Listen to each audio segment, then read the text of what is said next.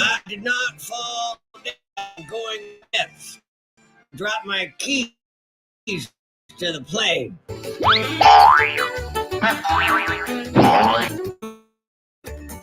think. I don't remember. All I know is it hurt like hell.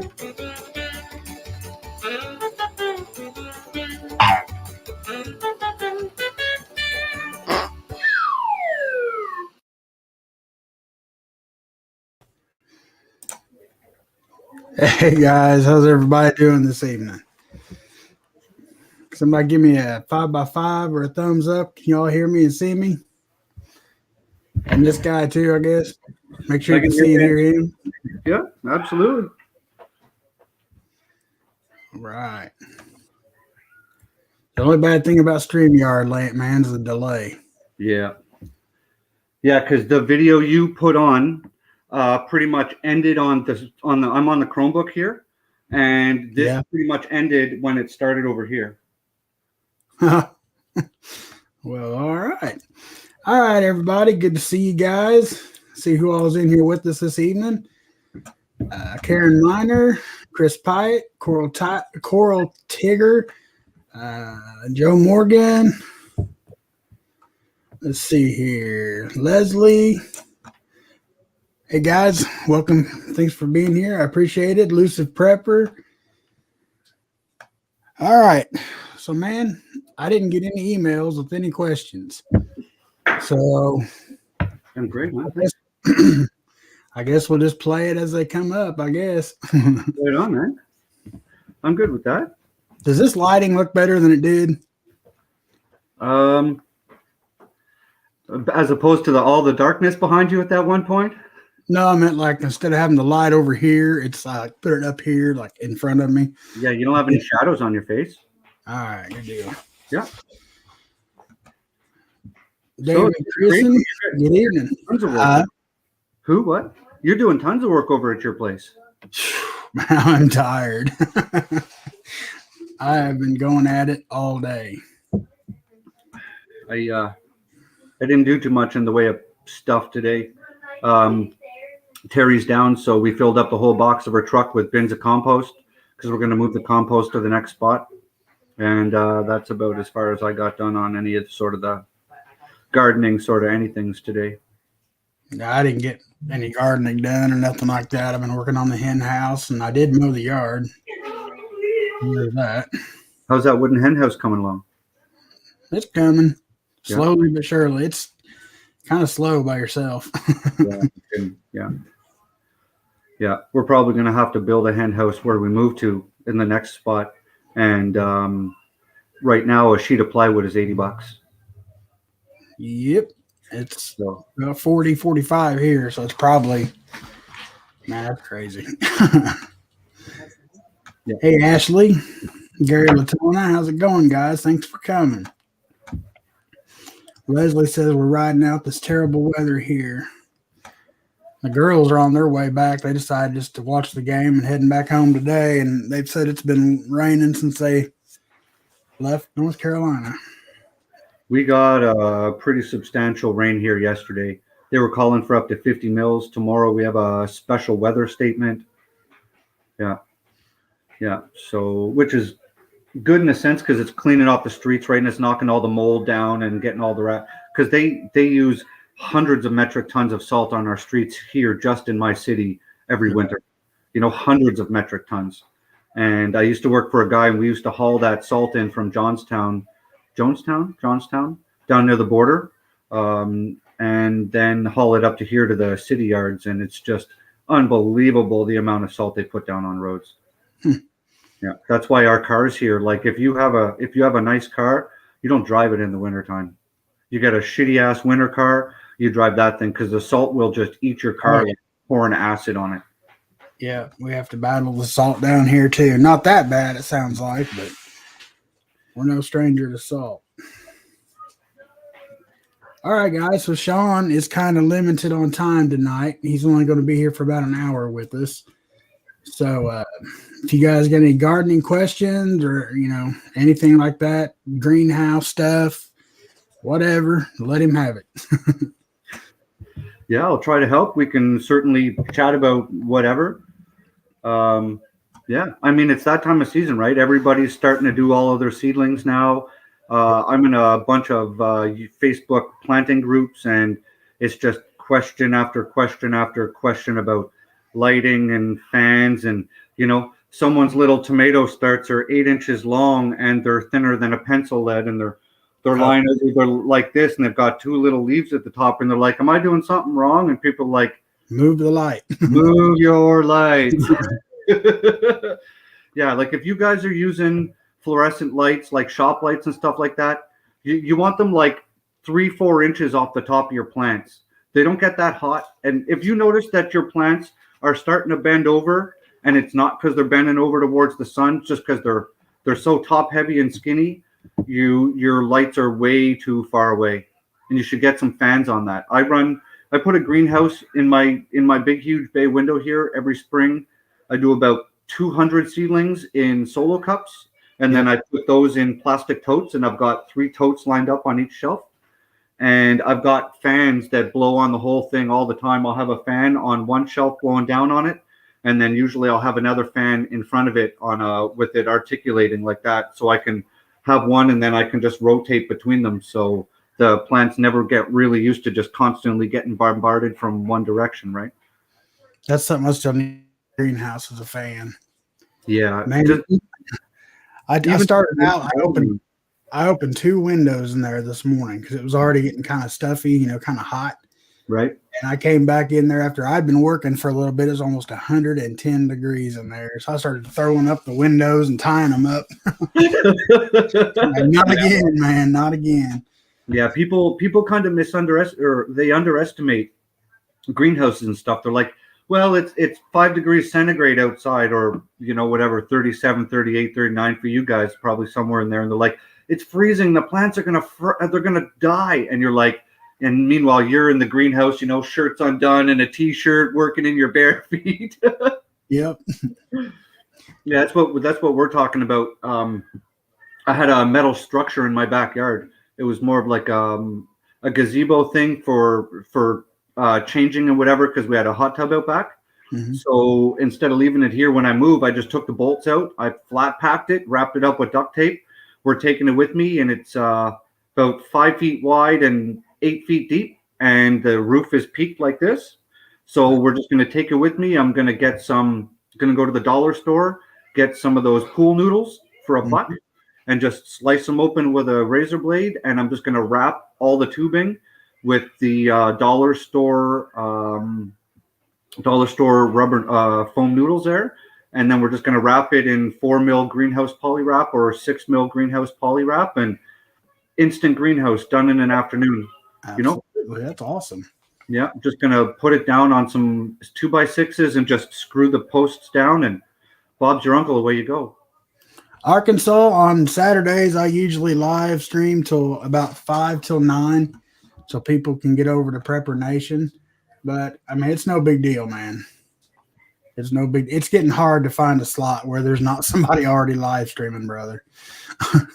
I just started early tonight because Sean could only give about an hour this evening. So yeah, we're packing for moving. So I've got 9 days left to have this whole house in boxes and totes, and yeah, moving is awful. I hate moving. Yeah, and it's also moving while trying to maintain a functional household. That's kind of where I'm down to, right? Right. It's like the last bits of stuff to put into boxes. So yeah, and moving my preps. That's all out of bubble gum. Reverend Orville Gregory, good to see you guys. Arkansas Living, good to see you. M9, thanks for being here. Hey, Mames. You're not late. You're fine. S.J. Mullen, good to see you. True American Loretta, hello.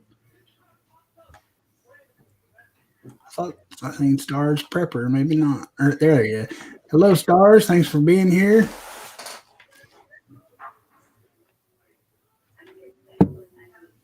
The Arkansas Prepper Nation goes at 9:00 for Shogun Saturday night. I guess he's going on tonight. I'm assuming. Hey, Joe Morgan. Hope the wife's okay. Yeah, she's. They're on their way back. They watched the ball game and decided just to come on back tonight. So she's not sure if she's going to be able to drive all the way through because she was pretty shook up last night and didn't sleep very well. But given what happened, so Was the storm that bad? no, they were on their way to North Carolina last night, and something shattered the back window in the passenger side door on the interstate.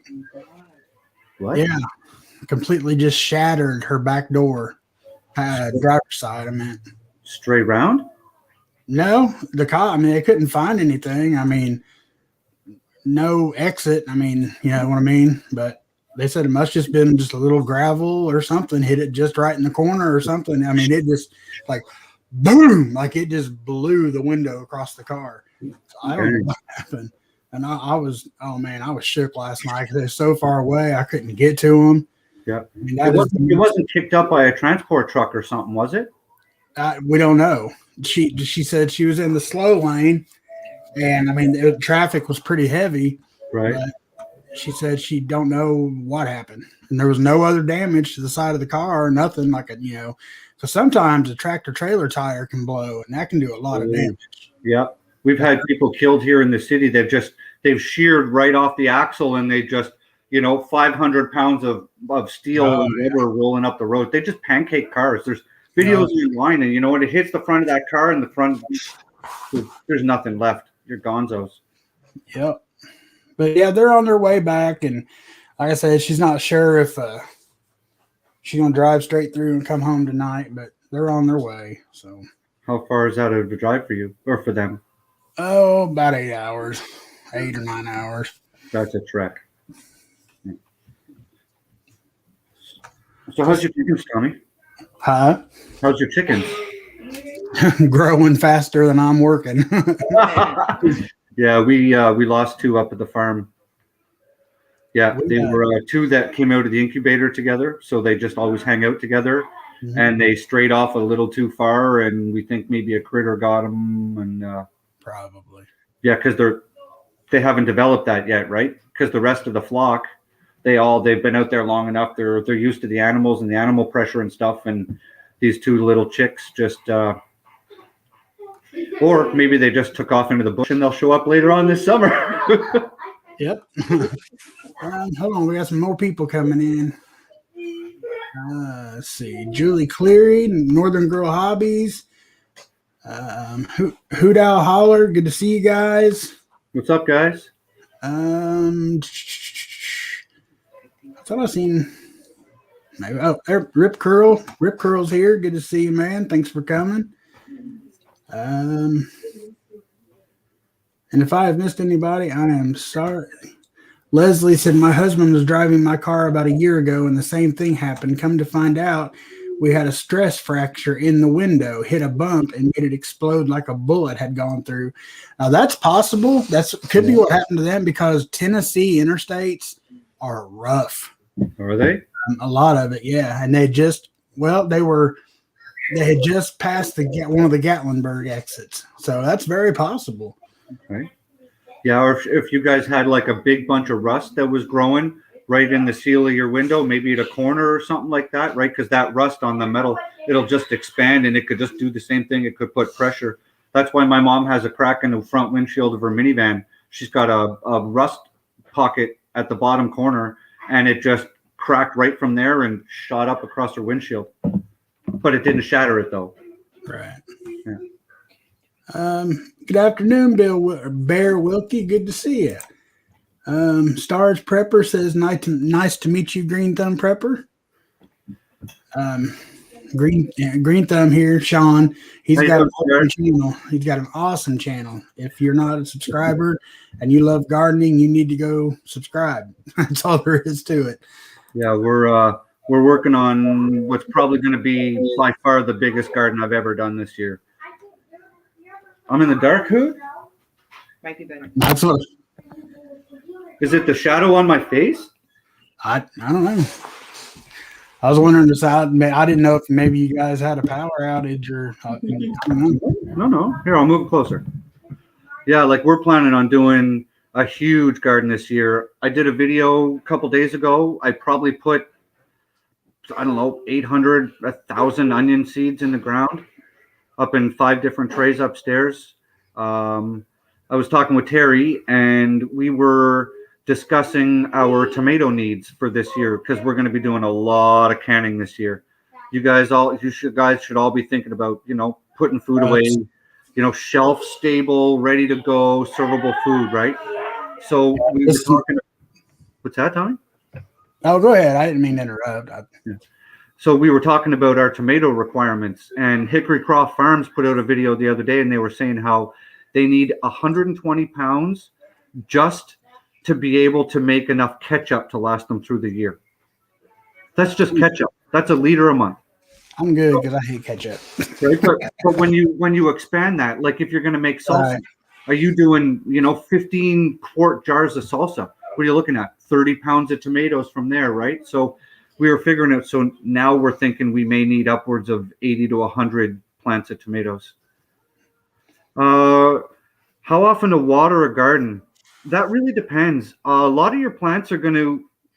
Let me preface this by saying if you put mulch down on your soil, I use hay. I have wood chips on my pathways, and I have 2 to 3 inches of hay across every other bare exposed piece of soil in my garden. I water when it's hot. I water nightly. We get hot ass temperatures where I'm at, even though we're up in Canada. We get like comparable to Florida, Texas weather up here in the summertime. It gets stupid hot. I'm gonna step out for a minute, Sean. Can you see the chat? Yeah, I'm good. Yeah. Okay, my girls are calling, so I got.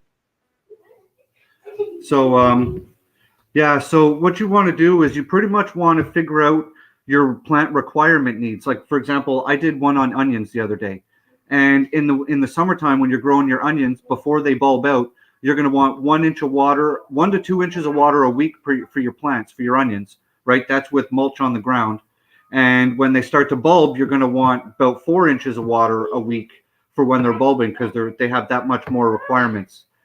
So it really depends. What I do, because my soil is always covered, right? And I use soaker hoses. I don't use spray nozzles. I don't use sprinklers. I water directly to the soil. I'll move the mulch. I'll move the straw back, and I'll usually get 1.5 inches, max 2 inches into the top of the soil. And if that's dry, then I'll water it. But because it's always shaded and it doesn't get baked by the sun, my watering requirements, unless it's really, really hot, are fairly minimal. Even if I do water every day, I use half an hour per garden bed through soaker hoses. So that's, in the grand scheme of things, not a whole lot of water. And as for fertilizing, I use so much compost every year. I put inches down in my garden beds every year.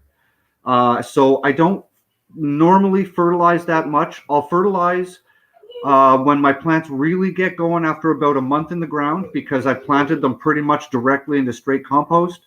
And then after that, what I'll do is when everything starts to flower and take off, like my cucumbers, my tomatoes, my peppers, then I'll hit them with an organic fertilizer. And then maybe later on in the season, depending. But I use compost tea as well, probably once a month. And I will also water with molasses water. And I make my own fertilizer water. I collect when I weed my gardens, but because I have mulch down on the ground, I don't get a lot of weeds, right? It depends on your requirement. If you're growing something that has a lot of green and you're going to eat the tuber, right? You're going to want a fair amount of nitrogen while it's starting to take off to get your green growing. But then when it transitions to growing the tuber underneath the ground, you're going to want to switch to something with a higher P and K ratio. Every plant is going to have different requirements. Things like tomatoes, I smash my tomatoes with nitrogen if I get a chance. That's one of the reasons why I make that big broth of all the weeds from my garden. I stuff them in like a big 7-gallon bucket, and they just marinate in that all summer. It's crack in the top, so it always gets rainwater. and I just slosh the crap out of it. But a 10-10-10 is a great across the board fertilizer, you know. And it also depends. I don't recommend salt-based fertilizers whatsoever. I use organic methods. I don't like to support inorganic fertilizers. I don't think there's a need for it when there's, you know, high quality organic sources that we can get our fertilizers and amendments from. To each their own. You know, I know you can get huge yields if you use, you know, mass ag chemical fertilizers. It all depends on kind of what you want to eat, right? Very good. Sorry about having to bounce out. No problem, buddy. No problem at all. When your parents, it's 24 hours a day. It's storming really bad down there where they're at, and there's tornado warnings and stuff. So they're just going to get a hotel and just that's the best, probably. I mean, I was looking forward to seeing them tonight, but you know, Safety first. Absolutely. I'd rather have them to see tomorrow than never see them again. Yeah. Yeah, Jen, absolutely. Lots of people bury their fish guts. It's like an old Italian thing, right? When you're planting your tomatoes, dig a trench and throw your fish in there and just let it rot and break down. Some people swear by it. I haven't done it yet because I don't do enough fishing to have a lot of fish guts, but I would have no problems burying a whole bunch. Yeah. Yeah, you get on lists. Yeah, don't buy a bunch of that in diesel fuel. They don't like that. Now I got a question for you. When it comes to doing your onion sets, like what Right. kind of container? You know what I'm saying? Like how deep would it have to be, and how long to grow onions and like onion sets in a container? You're planting onion sets, not onion from seed. Yeah, the sets. Actually, Cat. Wow, she's not here. That's crazy. She's like always here. Isn't that where she lives, where they're having that bad weather? Yeah. Well, down that way. Yeah, she got smashed real hard like a week ago, didn't she? Oh yeah, she rode out a tornado. I mean, it took out it killed, I think, a couple of chickens or something. I can't remember, but it took out a hen house and she handles all that stuff by herself, man. Yeah, she told me that. She's like, it's just animal zoo here at my place. And she takes care of her parents and her sibling, and man, and 100 acres. That's a lot of land. Yeah. What were we talking about? Onions. Like onions. Putting onion sets. Yeah. So do you know what onion sets are? Yeah. Onions, yeah, they're last year's onions. Right. Right. So onions are a biennial. Right. So the first year an onion grows, if you start it from seed, right, which is what I've got going now, you'll get your onion and a nice big bulb out of it and your green tops, right? And then at the end of the season, those green tops, you've all seen it, they kind of fall right over, or they just flop, right? Once they do that, your onions are pretty much ready to pick. Your bulb isn't getting any bigger, right? That's like the onion is just saying, I'm done, pull me out of the ground, right? Right. If you plant what onion sets are, is onions are onion seeds that they've allowed to bulb out, right? Till they just get little. And then they turn the water off on them. And they just let them just dry out. So when you plant those, when you plant your onions this year, your sets, you're planting last year's onion. So those onions are going to want to grow. They'll make a bulb, but they're also going to want to flower. So that's why you're going to end up with that weird green growth that's going to grow down the center of your onion, right? And they aren't going to store very well. If you're looking for your long-term winter storage onions, they won't store well because in the genetics of the plant for you growing your sets, this year's whole main form of their growth potential is to put out that flower and to make seeds. So when you harvest your onions, pull them out of the ground, dry the tops off, right, and cut them about an inch off the top of the onion. Sorry, my light just decided to crash on me. When do you pick garlic? Garlic is pretty easy, guys. I plant my garlic in the fall, beginning of November-ish. You want it to grow, give or take 3 weeks before the winter shuts it all down, because garlic's also a biennial. And then, my garlic is ready, give or take mid-July. When When 30% of the leaves on your garlic plant start yellowing off, your garlic is ready to plant. And you can also, if you want your bulbs to get bigger, you know when your garlic grows that scape out of the top and it makes that kind of candy cane shape out of the top of your garlic? You ever seen that, Tommy? I've never grown garlic. Okay. When you grow garlic, it's going to grow leaves just like an onion will, right? Mhm. And then out of the center of that in the middle of the summer, it'll grow like a stem, and the stem will bend just like a shepherd's hook. And over here at the top, we'll have like a teardrop shaped green, it's called a bulbil, right? And you can cut that whole scape right off. They're called scapes, and you saute them in a pan with butter and garlic. Oh, yeah, delicious. And then, so if you want your garlic heads to get bigger, don't let your scapes grow, because those scapes are what it's trying to do to go to seed, right? Right. So then if you let that scape grow, it's taking energy from your bulbs that are trying to grow larger. So if you want seed from your garlic, like let's say you want to salvage some seed, you could always let a couple of those bulbils grow, right?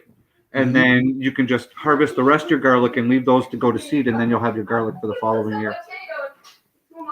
So would it be better, like, to use I'm back on the onions, by the way. Yeah. Oh yeah. The onion sets, would that be better just to grow them to use to eat this summer and fall? Yes. Then go ahead and do my seeds for preserving. You still have time to start your seeds. I did mine 2 days ago, right? And what kind of container? Because I'm trying. I mean, if not a container, I can put them in the ground. You can literally grow onions in an eaves trough off your house. Right. They don't have really deep roots, right? The roots of an onion, 3-4 inches deep into the ground, they don't have a lot of roots, and their roots are like little tiny speaker wires. Okay, so what I do is my onions are literally grown 4 inches apart. Okay. Right. So when you're planting your onion sets, just literally, figure out how big 4 inches is on your hand or whatever, and just push your set into the ground, and then just push another set into the ground and another, and just literally leave 4 inches between each. And then when they grow, they'll fill out, give or take 2 inches on either side, and then you'll have just a full bed of onions, because you want that ground covered. Yeah, 4 inches. Every 4 inches, you plant an onion. Was that for sets or seeds? That's for sets. You could do that for sets too. Sure. Yeah. Okay. Yeah. And as they grow out, you'll just have a whole ground cover of onions. And if you're going to pick them over the course of the summertime, you'll just open up holes where they can expand to if they want to. Okay. Right. What's the best fertilizer to use on hard soil? Gary, are you trying to grow on that hard soil? Are you just trying to get like grass to grow? What are you trying to achieve with your hard soil?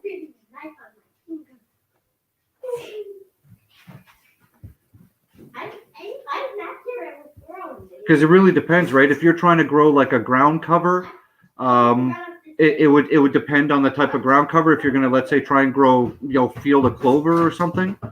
That's a good idea right here. Yeah, a kiddie pool is a great idea, because onions don't need a ton of soil, right? Because their roots don't go deep to grow. About the fertilizer, the hard fertilizer, right? Yeah.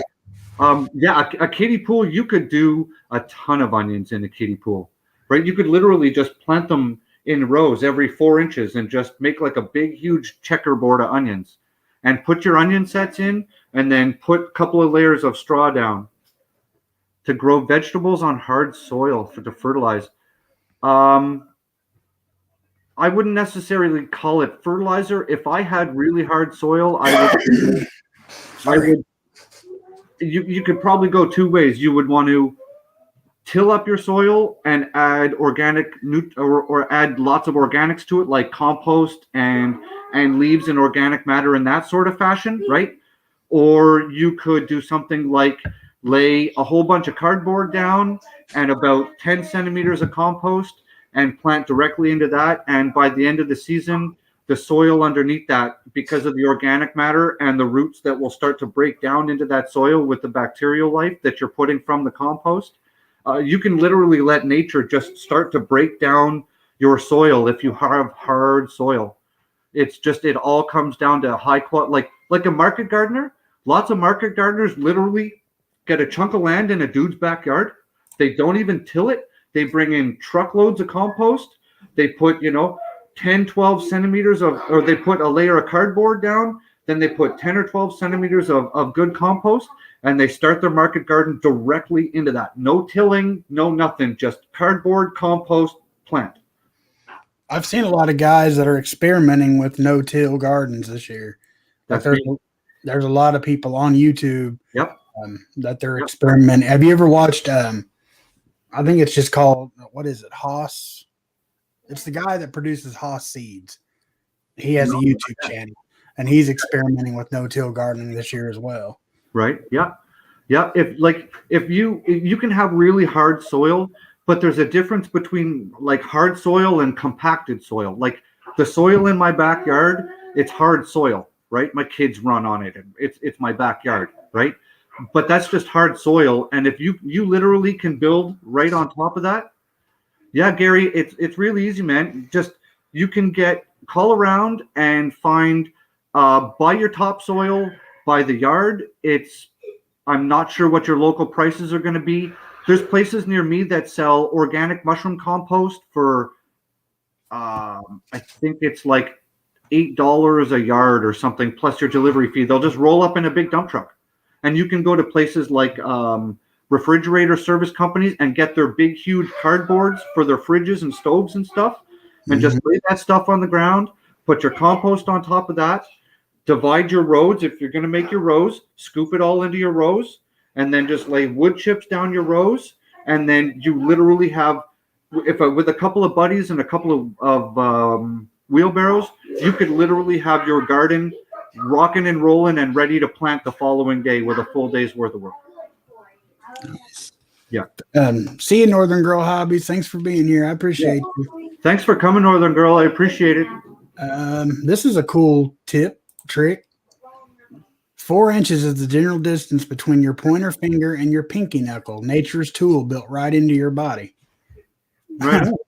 That's cool. How's it going? I haven't seen G2 in ages. I haven't either. Thank you, G2. Yeah.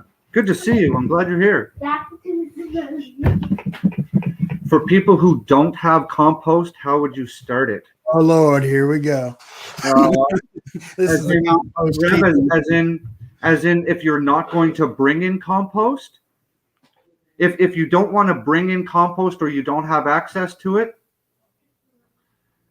I would say rent a rototiller, rototill about 8 inches deep, get a hard rake, rake out some of the green grass that you see in just big chunks, try and rake the whole thing flat, put black tarps across the top like silage tarps, black PVC tarps, tarp the whole thing, let it sit for a month. That'll solarize any of the new seeds that you brought up. They'll try to germinate, because that's what happens when the seeds that are the weeds that you have growing on your general soil is what's literally just kind of living in the top section of your soil, right?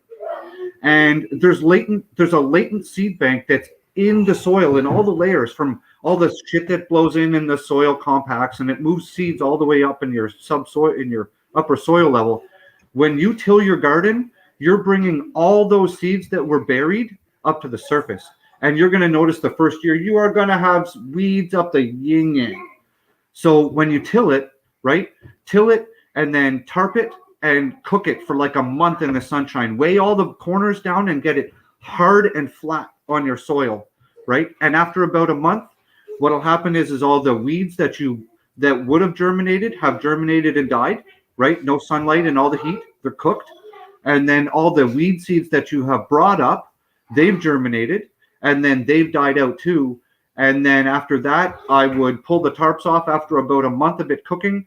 I would rake it flat, create my beds, and if I wasn't adding any more amendments to it, let's say that was my plan, I would probably shape beds and plan out how I'm planting and give her a go. You know, if you don't have junk soil, right? And also when you till all that grass and top organic material into your soil, it's going to start to break down and into compost in that month where you have it solarized. And it's going to get like hot and humid and gross under those tarps, right? Mm-hmm. So that's a good way to start adding organic material right into your soil, because you've just tilled everything on the top layer of your soil right into the ground. I've done that at my old place once when I did that. What's the best fertilizer for tomatoes in a container? I use, for the most part, I use two kinds of fertilizers. I use Gaia Green Organic Veg and Gaia Green Organic Bloom. So I grow lots of tomatoes myself too. So you're going to want to give it the veg formula until you start seeing it flower. And then when you start seeing it flower, just switch it over to bloom. And you're just going to get, when it's vegging, you'll get a higher nitrogen content, and then it'll switch over to a higher potassium and phosphate content for your flowering for when it starts to produce fruit for you. If you guys are in the States, I can't get it here, but for all you guys in the States, Down to Earth products are top shelf. I wish I could get them here. I even tried to contact the company to get them to ship them direct to me. I offered shipping expenses, custom fees. I offered like the whole jam, and they're just like, nah, yeah, not happening. So yeah, Down to Earth products, and with Down to Earth, you can get every single amendment on the spectrum of amendments that you can possibly think of. Will that work in South Texas with all that sandy dirt? Oh, probably not. Because there's no nutrient content in sand, right?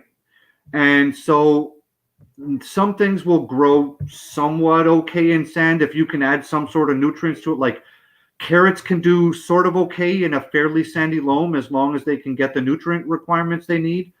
But like in Texas, like I've seen videos of your soil in Texas, and it looks really challenging to grow in. If it were me, I would bring in truckloads of manure.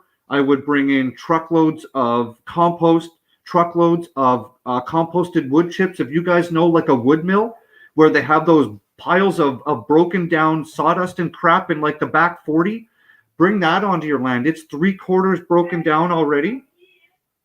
Is that the right time? Okay. It's 3/4 broken down already. In that kind of material, Chris, oh, Christ, yeah, right. With that kind of material, you really just need to start adding organic material to it. So that way you can switch your ratios of sand and crappy dirt. Like there's a difference between dirt and soil, right? Dirt is just dead, inorganic crap, right? Soil is alive. It's got biological activity to it, right? So in really, really junk soil, one of the only ways is to just add as much organic nutrients as you can. And there's so many options. Sometimes just think out the box, guys. You know, you can go to landscape companies and ask them for material that they may have removed from a client's home. There's places on Kijiji that are offering, you know, you can come to my place and harvest out of my field. There's just think outside the box for what you think is going to be the requirement for your need. And just apply it. I don't pay pretty much for almost anything that goes into my compost, into my gardens. I make all of my own stuff except for what I can't manufacture myself. I'm not sure if this is. Hey, Hutch, how's it going, buddy? Good to see you, man. Jesse St. John, thanks for coming. Jim I S. love your videos, Hutch, of all your planting, buddy. Jim S. I was going to say hi to you a long time ago, but I didn't want to interrupt.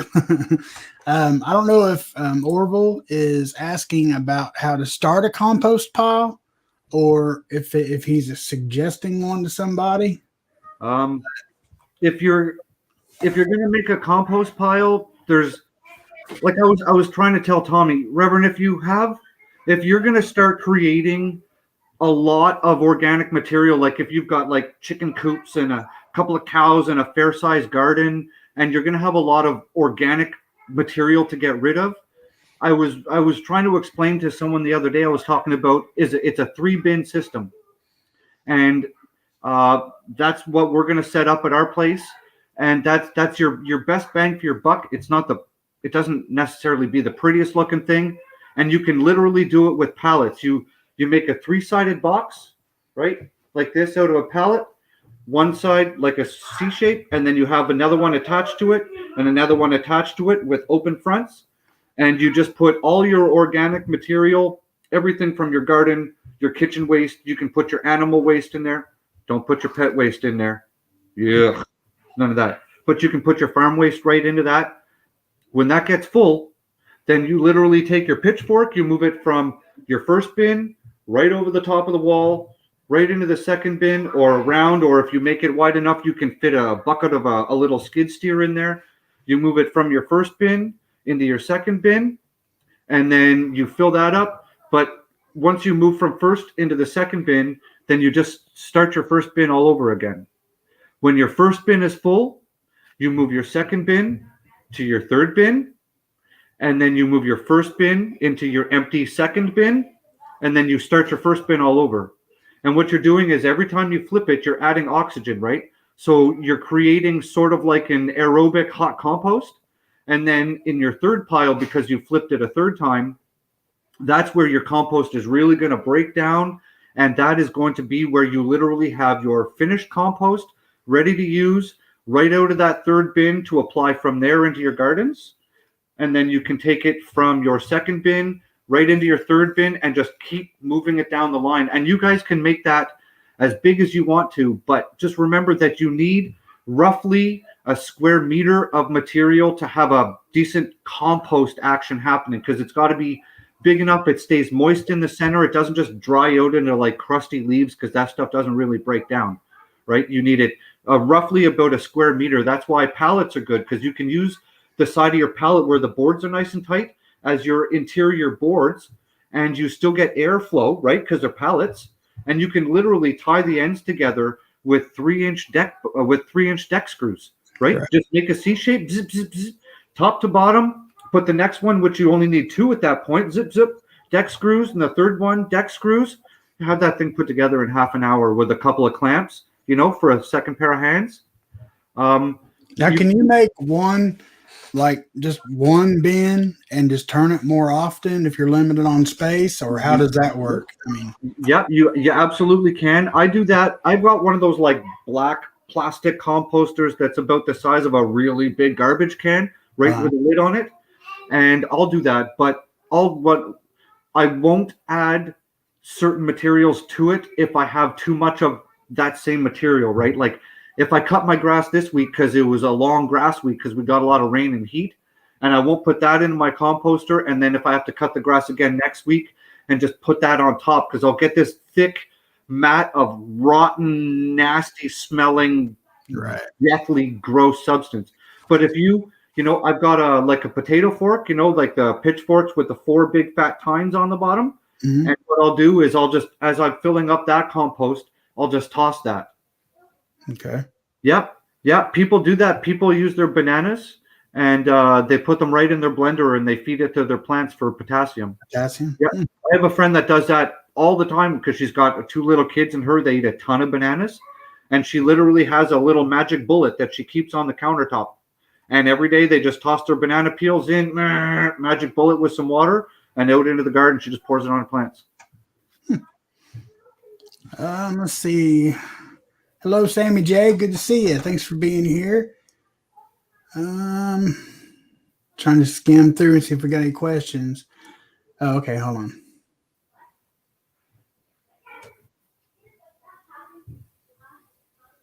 Yeah, SJ, and it's easy, right? Because you're literally turning a waste product into a fertilizer. You better to just pick arid crops instead of getting truckloads of soil. Joe, there's places in the world where permaculture specialists are literally taking desert, like in places like Israel, they're taking desert and they are turning it into green oases. But one of the things they are doing to help with that process is they are planting arid crops. There's a guy named Jeff Lawton, and this is one of the things he specializes in. He's Australian, British, something like that. Jeff Lawton. And this guy is Tommy, he's literally taking desert and making desert green. The stuff that this guy is doing It's insane. Like he's figuring every year, they get the big monsoon and stuff like that comes through, like the one big wash. And he's taken like equipment and he's moved material out of the way. So and it's all beveled. So water runs from one channel into the next and it holds water in the soil because they planted plants around it that create soil structure. And then water flows into the next channel and they've got more plants in there to retain more water and keep it in the soil. And they're literally using like berms and swales and plants and certain types of trees that put down like really dense roots to hold soil in place, and they're using nature to literally green up desert. That's Jeff, awesome. check him out, guys. Yeah, Geoff, I think, for Jeff. Yeah. Tech-tarded prepper. I changed my name yesterday. God bless you all in Jesus' name. Amen. Well, who is Tech-tarded prepper? I'm confused. I need to know who you were before. I like that name, though. It's pretty clever. Scott, North Carolina. New plants just went through a hailstorm. All survived. Fantastic. Good deal. Yeah, we've had people up in my end of town. We've had hailstorms in the summer, and they show pictures, and their plants are just flattened, man. Just flattened.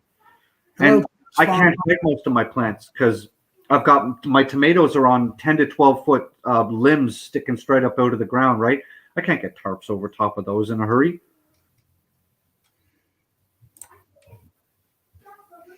This is such great info. I am starting herbs in jars and will do my first garden this summer. I'm a sponge taking it all in. Stars, do you have any questions? What's bugging you right now? Tell me. Tell me about your problems. How does that make you feel? Yeah. Come sit on my couch. We'll talk about this. She disappears from the room. Gone. Talking to me through the computer. Sycamore leaves refuse to break down. They're like cardboard. That's true. Do you have sycamore trees up there? No, I don't. Oh, no. Yeah. Are they really tough like an oak leaf? Like oak leaves here, they're so damn tough, man. Half of them don't blow off the trees. And, you can grab them and just crush them in your hands. They're like freaking, sycamore leaves. I wonder how far south I'd have to go to find sycamore. Probably just south of the border. I don't know. I mean, I know they're everywhere here, and they're pretty much a nuisance. I mean, they're trees, so I mean, they're beautiful in that aspect. But as far as anything else, they really don't have. I mean, they suck for firewood. I think they do.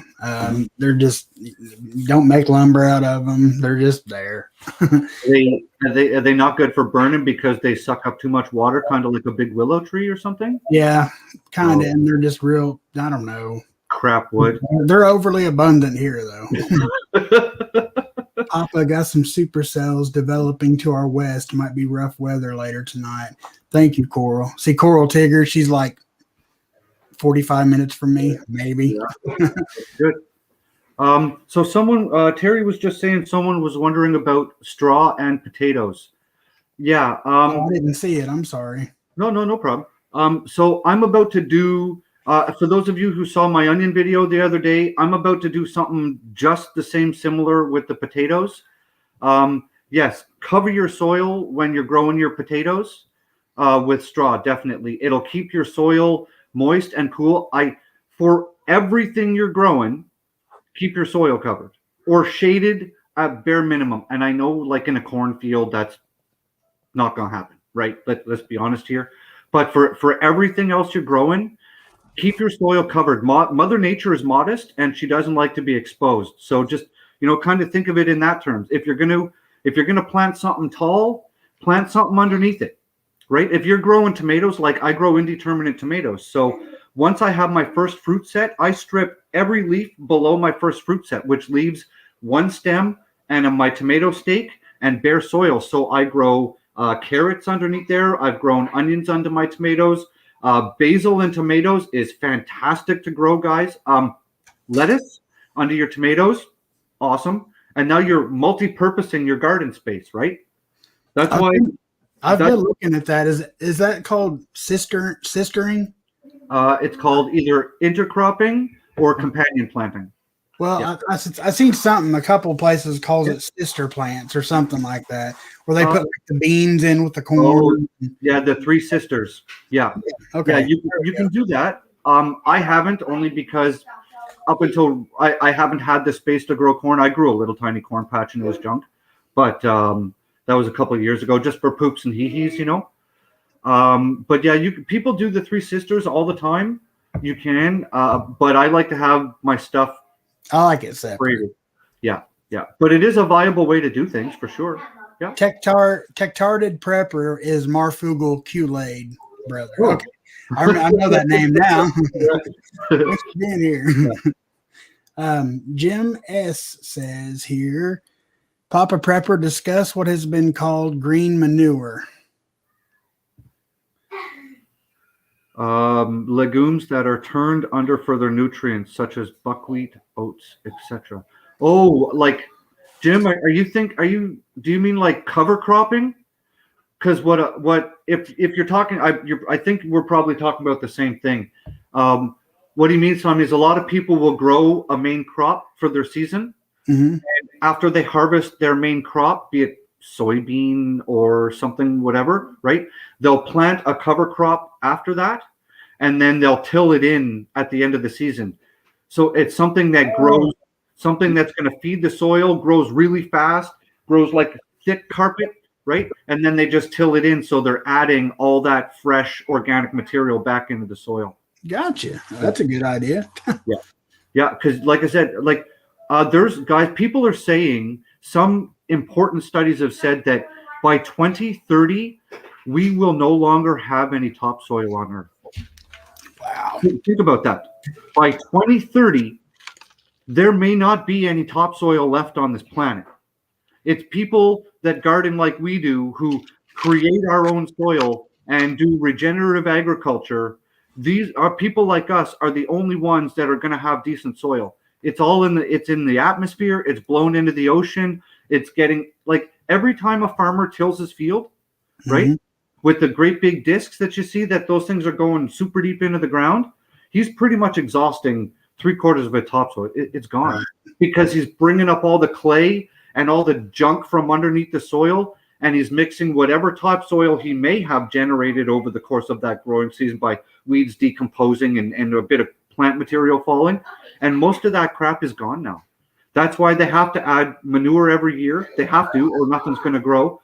And a lot of these farms now, especially these mass ag farms, they have to spray pesticides and then insecticides and then pesticides and then broadleaf defoliants and spray and fertilizer and spray because their soil, what's that? Yeah. And that just literally kills your soil. Karen, the best way to grow potatoes. I'm going to talk about two different ways when I do mine. I'm going to be honest. I only grew potatoes once last year. I got a half decent crop. I followed some guidelines, but I've been doing some research on growing potatoes, and there's a couple of different ways. People are doing them in buckets. If you're doing them in buckets, based on just now, keep in mind, I've only grown them once, so this is just based on the research I've done for my next video. If you're going to grow them in buckets, do them in cloth buckets like smart pots, that sort of thing, because it's healthier for the soil and it's healthier for your plants, because your tubers are your roots, right? So you want that whole ecosystem in your soil to have enough oxygen in it that you allow your aerobic bacteria to thrive.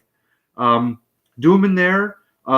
Another way I was going to suggest to people is in these potato towers, Tommy, and they just take welded wire fence, right? And they roll it into like about a 2 to 3 foot diameter circle. And then you put a layer of hay or straw down about 6 inches, and then you fold it up like a bird's nest. And then you put your growing compound in the middle, your soil with your amendments in it or whatever. And it has to be, 4 or 5 inches deep. And then you put your potatoes inside the cage, but just inside the layer of straw where your soil is. And then you just put more hay or straw on top of that, and then more soil. And you kind of make the hay or straw come up the sides like a bird nest again. More potatoes, and you just go up layer by layer and then the potato plant grows out of the side of the welded wire cage and up. So it gets all the light requirements that it needs. And then your potatoes grow in that environment that you're creating with the soil and the hay. And because you keep it moist, the hay starts to break down into compost and creates a whole entire cylinder of potatoes all the way down. I looked into this whole potato tower thing where you just keep adding sides and adding sides and adding sides and more soil and sides and more soil. And from my research, I can't quote this from my personal experience, but potatoes and tomatoes are in the same family. They're both nightshades, right? Right. Tomatoes, you pretty much break it down to determinate and indeterminate varieties, right? Your indeterminate variety grows like a vine. Your determinate variety grows and flushes most of their fruit at one time. They're great for making your spaghetti sauce and stuff. So potatoes are the same. There's determinate varieties and there's indeterminate varieties. And from what I found, if you try to do one of those potato towers where you keep adding soil, if you're growing a determinate variety of potato, it will only put out potatoes at the bottom where you initially put your initial potato in the ground. You'll get your potatoes out of there, and it won't grow off the stem like a lot of people think it will. But if you're growing in an indeterminate variety, which would just be like your tomato that grows the big vine, same sort of concept. Right. Apparently, they will grow potatoes right off the root system. I watched a video the other day of a guy, he did that. He planted the potatoes. They were an indeterminate variety. He planted them about 8 inches underground. Then he put a wooden box on the top with 2 layers of sides about 8 inches each. And then he filled it with soil for a little bit and he let them grow. And then he filled it in with soil up to the top. And come harvest season, he literally just shook the box off the top and started pulling soil off the side. And he had potatoes growing just shy of the top of the soil level, which was plus or minus a foot above ground. And he had potatoes that had grown off the roots, that had grown off the stems. So the takeaway is find out if you're growing in a determinate or an indeterminate variety. If it is a determinate variety, it will only grow potatoes at the center root mass where you initially started your potatoes. And always keep your soil moist, right? So keep it covered, and you don't want your potatoes to be exposed to sunlight. So, put on some straw, people cut their grass from their lawn and they'll put that in their potato beds. Just make sure your soil's covered. Yeah. I'm going to skip down through. Hey, Hillbilly Homesteader, good to see you. What's going on, Hillbilly? Hold on a second. Mrs. Papa Prepper. Hey, babe, just wanted you to know I'm at a hotel and trying to find a room. They are busy because of the weather, so I will let you know. I am in Jellicoe, Tennessee, I believe. Keep me posted, babe. I love you. Hey, 6-shooter. Thanks for coming, man. I appreciate it. Hey, Karen, if you haven't subscribed to my channel too, if you want to follow along with that potato video, I'm going to go through the whole thing, the nutrient requirements, the whole process. If it helps to get you to grow some potatoes at your place. So, just a second. I'm trying to see if there's any more because I know you said you needed to leave about 8, so I'm scanning. Yeah, a little bit after 8. I'm finishing my 2-bin compost area, so when I turn, I can flip one bin to the other. Should I be covering my bin with the dirt with plastic or a lid? With plastic or a lid? It's Rip Curl. It doesn't. I would put like a lid on it, Rip. So you want to encourage airflow. You don't want that to be all stagnant and stuff. When you're finishing your 2 compost areas, so when I turn, I can flip one bin to the other. Should I be covering my bin with the dirt, with plastic, or with a lid? Yeah, Rip, you can throw a tarp over it, right? But you don't want to like seal it up in like a tote or something like that. And you want to keep your compost moist. You don't want to let it dry out, because if your compost dries out, all that healthy bacteria that is one of the main reasons you're making your compost.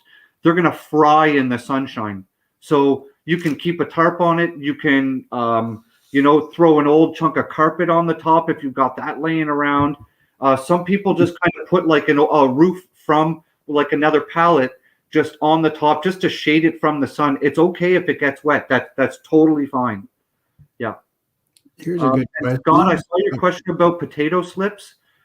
I've never grown them. This is actually my first year. We're starting them this year. So I don't know what to say about potato slips. Best way to keep snails and slugs at bay. I have a lot of slugs here. Really? Yeah. Yeah, you can. A super easy way to keep snails out of your garden is I grow a lot of products in raised garden beds, right? 2x10s. I went out and a buddy of mine was doing some electrical work, and he had some copper wire, right? Big fat copper wire with just the rubber coating. I sliced the rubber coating off and I staple gunned right along the top of my raised bed with that copper wire, and the slugs won't cross it. Really? There's a chemical reaction or something with the slugs and the slime and the copper. No. Another super cheap way to do that is find some old crappy copper pipe and just smash it flat with a hammer. Pennies? You make a line of pennies. They're garbage anyways. Yeah. Yeah. How do I know about all this stuff? I started gardening somewhere around 2008, 2007. I've also been a professional landscaper for about 20 years. I was an arborist for 3, like climbing way up in the treetops with a chainsaw hanging off my waist with my climbing saddle on. Fun ass job, buddy. But statistically, that job is more dangerous than a firefighter or a police officer. In North America, we lose 200 climbers a year. And that's just what's on the books. But I'm in the process of trying to find someone who will teach me and teach me a permaculture design course. So I'm going to have a certification in permaculture design courses, which I'm going to go and do consulting for. And I was right before COVID hit, I was applying to be a master gardener. Right? Gardening is a huge driving force in my life. So, and then COVID hit, and everybody knows what the hell happened with that. So now that I'm moving to a different place, and it's farther out into the country where there's a lot more farms, it's more organic where I'm heading. I'm going to look to get my master's gardener certificate somewhere. If not, I can apply for it, and some universities also offer it for free. You just got to do the legwork and then your volunteer time. So, but I know moving sucks, but I cannot wait to see all the footage that you're going to have from all this new garden, starting fresh, raw. That's going to be really cool to follow you along through that. I really can't wait for that. Yeah, because we don't know what it's going to be like where we get to the new spot. I know what it's going to be like where I'm going, but the spot after that we have to go to, I don't know if we're walking into a garden. I don't know if we're walking into a garden where this guy's been dumping hundreds of pounds of Miracle-Gro on it every year. Right. I don't know if I'm walking into a place that has just a back lawn and I need to start a garden. My gardens, if I have the space, is probably going to be a 1/4 acre. Like, we're talking massive gardens, guys, huge. It depends on our space and the rest of that, but I know. No, Rip. Don't add Dawn dish soap to your compost pile. Dawn dish soap's antibacterial, right? It says right on the bottle. You want bacterial growth in your compost pile. That's bacterial growth it's the driving force. It's the engine that runs your compost pile. If you like eliminated the biological activity in your compost pile, it's garbage. It's literally, you would have organic material in it, right? Your humic acid and the other organic compounds. But without that soil, that biological life, no bueno. Now, I've had somebody here in chat, and I cannot remember who it is, Okay. has suggested to me a few times with a spray bottle and just like a drop of Dawn dish soap and a whole bottle of water to spray your plants with to make sure, to keep the mold and stuff like that at bay. Is that What you can do, yeah, in that sense, yes. okay? For powdery mildew, you mix a couple of drops of Dawn dish soap and a couple of drops of veggie oil, olive oil, avocado oil, your preference, right? Okay. And then that and you top it up with a gallon of water, right? And I think was it a tablespoon of Epsom salts? And you spray it down. And what you're essentially doing is powdery mildew needs a certain pH level on your plants to survive. And what you're doing when you spray it with that mix is you're altering the pH of Seven Dust. I've never used that stuff. I hear other people talking about it. I've never had to use it. But yeah, when you spray that stuff on your plants, especially your cucumbers, your squashes, your melons, right? Your zucchini is really bad for having it too. I got to wrap this up, guys. I've got a prior engagement. We're going to continue doing housey stuff. Okay, it was Greenthumbprepper that told me about the Dawn, and Yeah. I just seen your reaction when he asked about Dawn, so I wanted to make sure. Well, another thing you guys can do with Dawn is you can mix about a tablespoon of Dawn dish soap, right, with a couple of tablespoons of Epsom salts and vinegar, white vinegar, right, like a good glob of white vinegar, and mix that up with water and spray that on your weed plants. Let me rephrase that. Spray that on your invasive plants. Don't spray that on your weed plants. Spray that on your weeds and spray, okay. It took me a spray second. that on your weeds and on your invasive plants. It's best to do it in the sunshine, right? When it's hot as balls outside. Spray it in the morning, let it sit all day, and you'll literally watch these weeds and dandelions and everything, and they'll shrivel right up and they'll die. The vinegar combined with the salt and the Epsom salts will just fry those plants. And it's a great way to add a non-nuclear deterrent onto your property. Yeah, I use it. I've got ivy outside that I fight every year and stuff. So that's one of the things I use. And the more vinegar you use, the more powerful it's going to be. And if you want to bring the nuclear deterrent, you can get stronger vinegars than your plain old acetic white vinegar. You can buy like stronger grade vinegar, and that stuff mixed with your Epsom salts and your bit of Dawn dish soap, that stuff is going to kill everything. But if you're trying to kill a rhizome-based plant, like certain kinds of grasses, it won't work. This stuff will act as a defoliant. So if you're killing anything that's defoliant, large leaf type based, it works wonders. But it's not going to kill certain rhizome-based plants because it acts more as a defoliant. All right. Yeah. All right, man. Well, I don't see any other questions, and I know that you're needing to go. So I just wanted to say something to Mames. Mames, yes, I saw your comment. It scrolled through a while ago.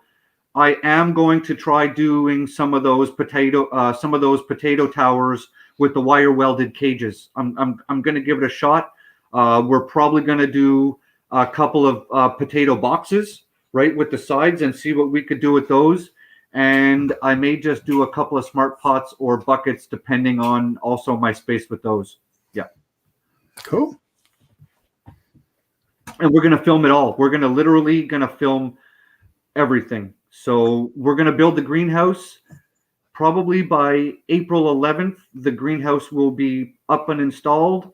And within days, we're just going to be filling that greenhouse with seeds and sprouts and lights. And I'm moving right now to, well, remember everything that was in my greenhouse upstairs for the winter? Mm-hmm. Everything I didn't cut down in the video is already up at the farm. The basil plant is 2.5 feet tall already.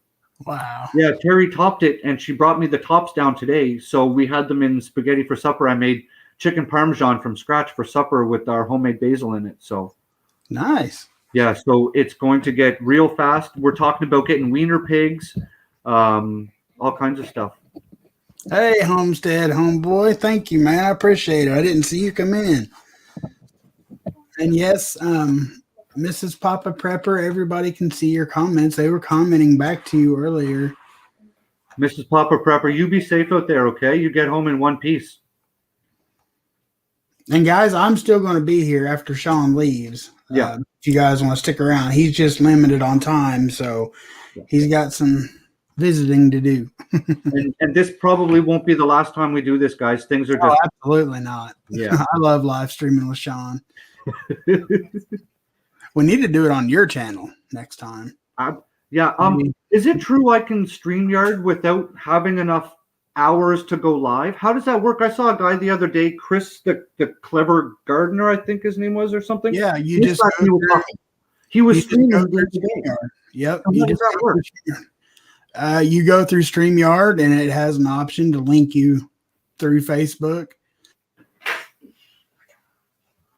And then as hard, it'll post up on not Facebook. I'm sorry, YouTube. Really, eh? Yeah. And so in theory, just like I did tonight, they'll see it. Just wow. Thank you, G2. I appreciate that. Whoa, G2, $7. Thank you very much. I just lost my train of thought. She's like, that was supposed to be $4.99, and I hit the send button. But yeah, just set it up through StreamYard, just like I do, and it'll pop up in YouTube. Right. And you just do everything from StreamYard instead of YouTube. Okay. That's how I was doing it before I was eligible. And is there amount of hours a month or an hours block time or what? No, I mean there are different tiers, if you want to pay, but you can live stream now through YouTube. You should be able. There's no reason why you can't. I've got 202 subs. Hopefully more after tonight. Sub to my channel. Yeah, just when you start your channel, you have to wait 24 hours before you can live stream. That's it. Oh. You can live stream. Why didn't I know this? Why didn't anybody tell me this before? I didn't know you didn't know that. No idea. You got to wait till you get 1,000 subs before you can live stream mobile, unless you go through StreamYard. That's what I thought you were talking about. That's why, because I do all of my YouTube, everything through my cell phone. Everything. I don't own a computer. Like I'm on my son's Chromebook right now. I don't own a computer. That's why, because I went to live stream before and it says it was unavailable. Okay, so if I'm through a Chromebook, then I can. Yeah. Okay. If you're on your Chromebook, you can just go straight through YouTube and go live. Oh, absolutely. Well, then I may just do a bunch more live streams while I'm planting stuff around the house and that's what I've been doing. I mean, I've done a couple lives, but I've just been doing footage of me doing stuff outside, like when we talked the other night when it got pitch black out there. Yeah. I got lights now. Cool. All right. A Queen video. What song is it? Just your face in the light. Yeah, I can't remember what song it is, but it's a Queen video. All right. Well, I appreciate everybody coming out, guys. There were some great questions tonight. I do have a Gmail account. It's greenthumbprepper@gmail.com. If you guys want to send me an email if you have questions or whatever, sub to my channel. We're going to be doing. I'm pretty much going to try and do a growing guide for every one of your mainstream sort of plants. I've got potatoes up next. Then I'm going to be doing peppers, because for you who haven't started yet, guys, start your peppers and your onions like now, right? Yeah. Peppers take a minute. Yeah. So I'm going to be doing growing guides for all of this stuff. I'm going to I was going to do a biochar video the other day, but didn't kind of pan out for me. So yeah, so check it out, follow along, have fun. And I'm going to be doing a full season cannabis growing guide. And I'm also in talks right now with a company I'm hoping to maybe get sponsored. Nice. By a cannabis company who does equipment. So I'm out of that one.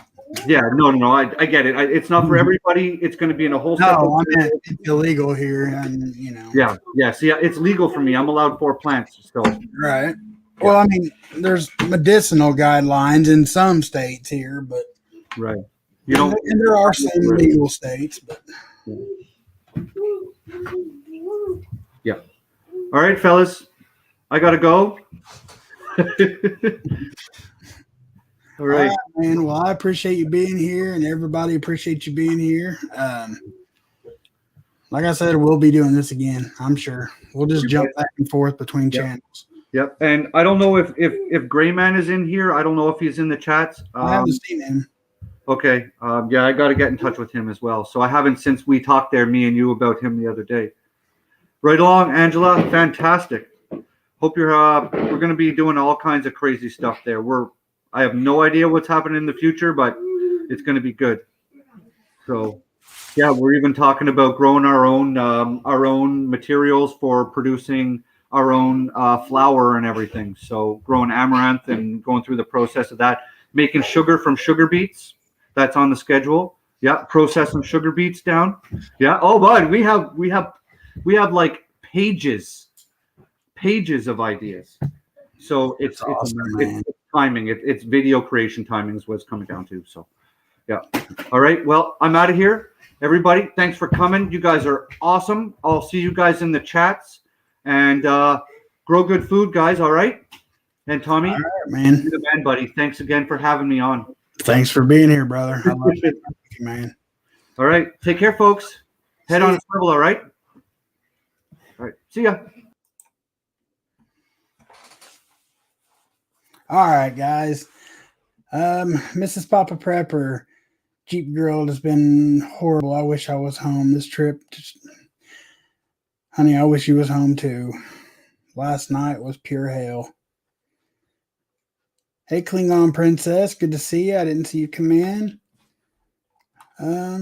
So now, guys, it's just kind of up to us. Whatever we want to talk about. It's up to you guys. I've been out working on the and Homestead Homeboy, I did see your about your first video. Let me scroll back up here. I wasn't playing that off. I knew he had to get off of here. I will have my first video on next week. That is awesome.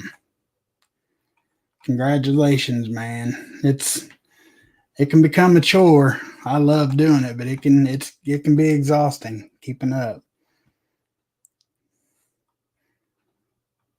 And be charming. I don't know if I've seen you in here forever, but I don't know if I said hi to you tonight or not, but hi, thanks for coming. Thanks to everyone that showed up tonight. It says Greenthumbprepper. Thank you for being here, Sean. Man, we really appreciate it. You saw my video. That was just me sitting around being bored, Loretta. I just trying to pacify my time and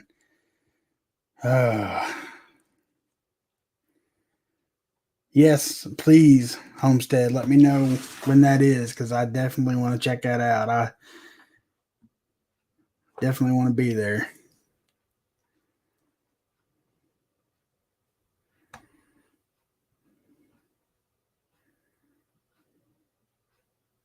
G2, I can't get to her. I mean, I wanted to go to her last night, and she's 2 states away.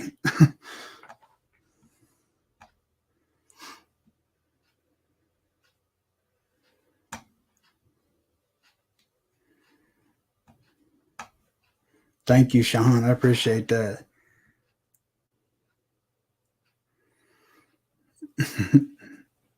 I'm sorry, B.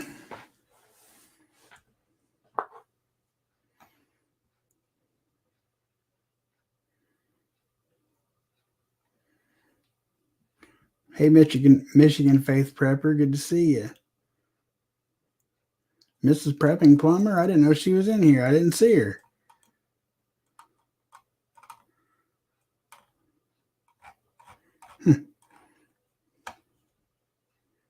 Thank you, James Carroll. Yeah, Sean is a great guy. What you see on YouTube that's Sean. I mean, on and off camera, and he is so knowledgeable. He really knows his stuff.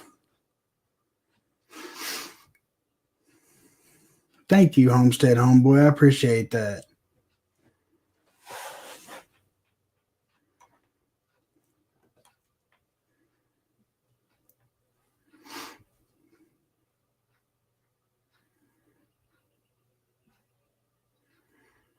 Poor Papa getting wrinkles in his forehead worrying about his girls.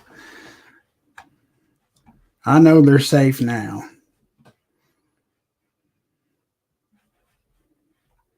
Oh, okay. I think Michigan meant Mandy. Okay, gotcha. I was gonna say I haven't seen the plumbers lately, and Cat Lady 23 is not in here tonight either, and that's weird. I know they're getting bad weather though. That could be why.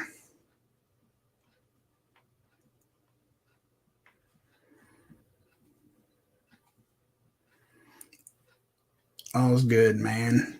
Loved the interview. The man's knowledge is amazing. Yes. Yes, it is. Lady Casca, welcome. Thanks for being here. Appreciate it.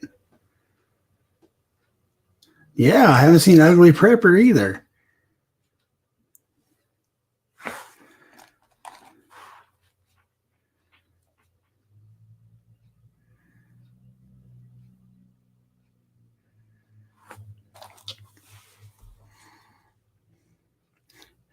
Jeffrey Lindquist, it was the Greenthumbprepper. I don't know if there's... Mames, could you throw up Sean's link one more time, please? I would appreciate it.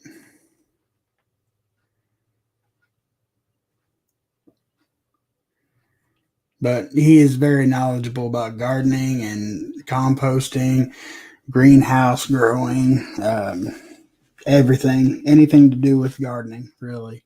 He's just amazing.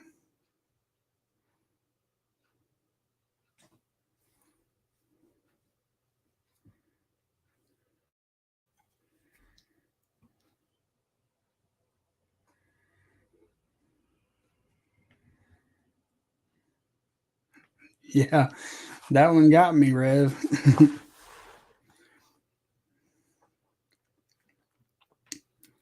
Went to Sam's today for some extra stock, and everyone was buying TP again. I knew it was coming. Thank you, Mames.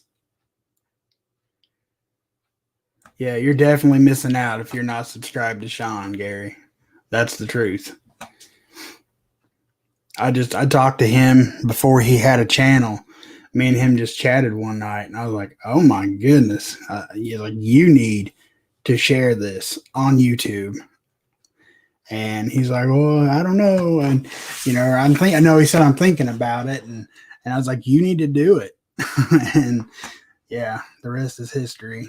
He's building up slowly, but I think if he had more opportunities like out on live streams, like maybe do Angry Prepper or like Prepper Nurse. If he could do a live stream with Prepper Nurse 1 or somebody like that, oh my goodness, he would blow up overnight. His channel is amazing.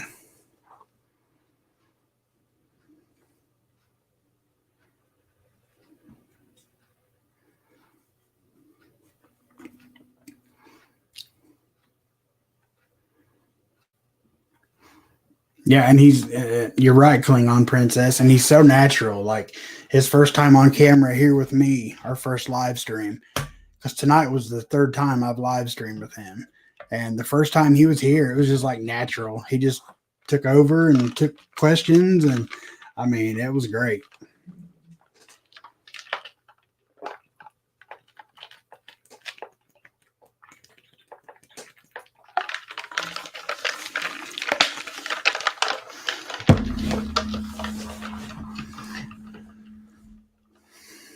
So how's everybody's weekend going thus far? the TP issue. Brazil can't get containers of it. Yeah. Yeah. They're blocking everything, and the pulp can't get through that's needed to make the toilet paper. But it's what's silly is, okay, yeah, there's probably going to be a shortage, but it's not yet. That's what makes a shortage, when people get stupid and go out and buy up 30 packs of toilet paper just because they can. And, the shortage won't even, I don't know. I don't want to get on it.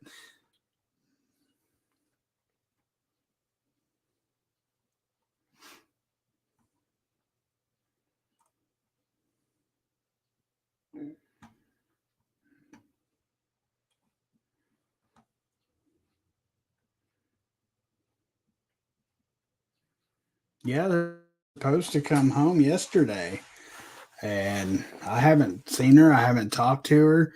I know she had texted me about she had a sick pony and asked for prayers about that, but that's the last time I heard from her.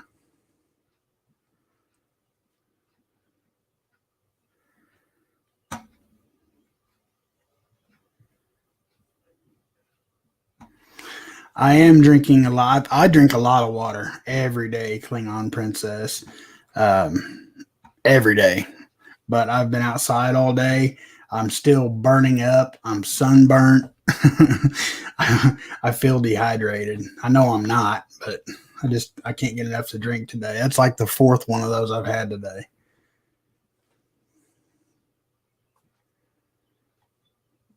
Oh yeah, Homestead. They knocked the limits and stuff off, so they're going to go out and we'll be right back to square one. I mean, we won't, because we're sitting pretty on toilet paper right now, I think, and that's just because we go out and hoard it. We just when it's on sale, we get some.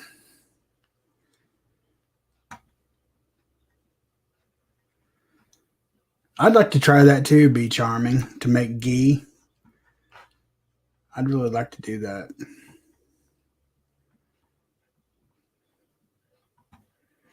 Best investment is a bidet for your toilet, says Anna W. I don't know if I could get into that. Yeah, I don't know. I know it's to make you clean, but and Anna, thank you very much for that email earlier. You got it right on the head. The roses I was looking for. Thank you. D9 from the great state of Texas. Good to see you. Thanks for being here.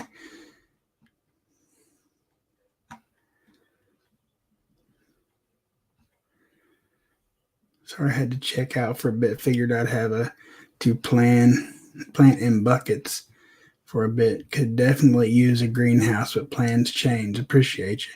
Well, thank you very much. Christ first, prep next. I like that name. I think I say that every time I see it.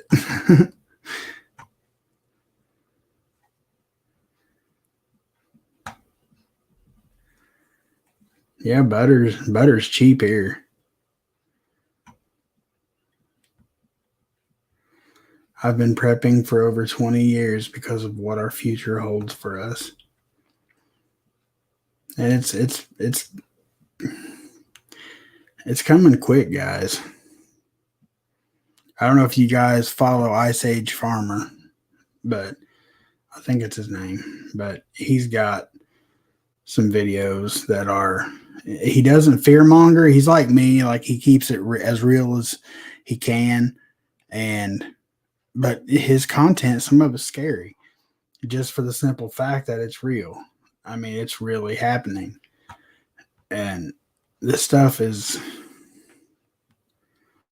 coming a lot faster than I thought it would. Hey, Hava, good to see you. Thanks for being here.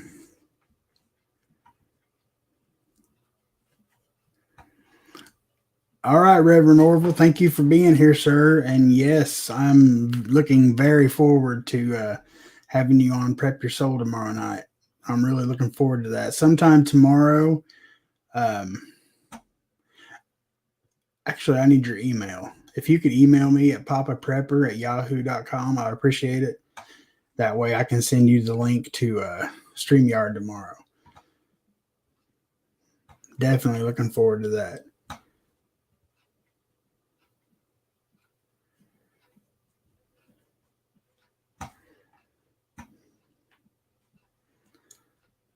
Thank you, Rev. I appreciate it.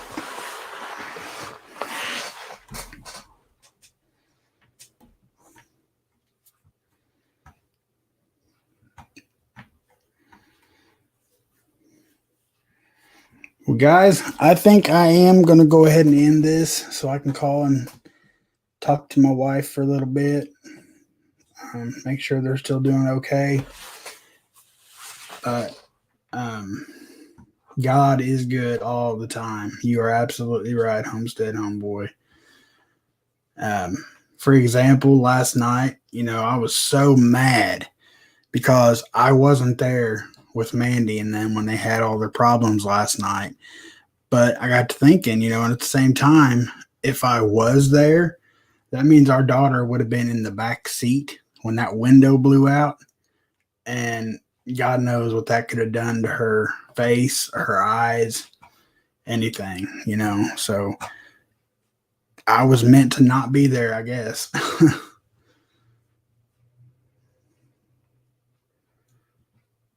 I have not watched the one about the ship yet, no. I was watching the one about, what was I watching today?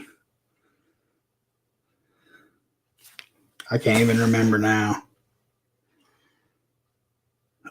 I hate when I do that. I was just talking about it. I don't know. I can't remember what he was talking about that I watched today. But anyway, Ice Age Farmer is a very good channel to watch because he keeps it real and he brings you the actual news. Just a really good channel.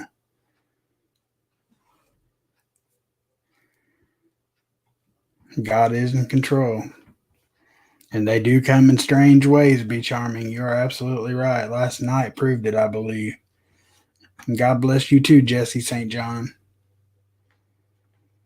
But guys, I'm going to wrap this up so I can call my girls and talk to them for a little bit because I'm sure they won't be up very long because they're both exhausted. So don't forget, tomorrow night, 9 p.m. Eastern Standard Time is Prep Your Soul. And my guest is going to be Reverend Orville Gregory. If you haven't checked out his channel yet, you need to go do that. This young man, man, the Spirit of God runs through his veins. I mean, he's got it. He is gifted. I really like listening to him. So, thank you, Loretta, Mames, Jeffrey, Gary. Thank you guys. Thank everyone for all your prayers and for my girls and stuff. And but yeah, tomorrow night, 9 p.m. should be a really good time. Like I said, Reverend Orville, he's pretty awesome. So I hope to see you guys there tomorrow night. But until then, God bless each and every one of y'all. I love you guys and appreciate everything you guys do, supporting the channel, the prayers, everything. And don't forget, Monday is Mandy's giveaway. So I'll give one more reminder about that tomorrow night about which video to go watch to get how to be in the drawing. So, but anyway, love you guys. Papa Prepper out.